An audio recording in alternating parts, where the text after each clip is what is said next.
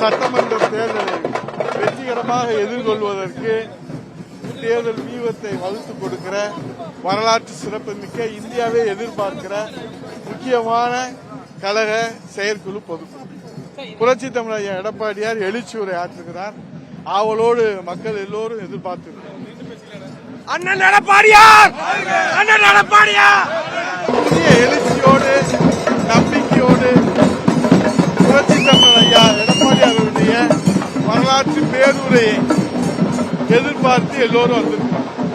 2026 சட்டமன்ற தேர்தலில் மீண்டும் முதலமைச்சராக புரட்சி தமிழர் ஐயா எடப்பாடியாருடைய தலைமையிலே அம்மாவினுடைய ஆட்சி மக்களாட்சி மலர்வதற்கும் ஒரு குடும்ப ஆதிக்கத்திலிருந்து இந்த தமிழகத்தை மீட்டெடுப்பதற்கான முக்கியமான அதற்கான வழிகாட்டுதலையும் அதற்கான வியூகங்களையும் வகுத்து கொடுக்கிற புரட்சி தமிழர் வருங்கால முதலமைச்சருடைய பேருரைக்கான இந்த செயற்குழு பொதுக்குழு எழுச்சியோடும் நம்பிக்கையோடு வந்திருக்கு.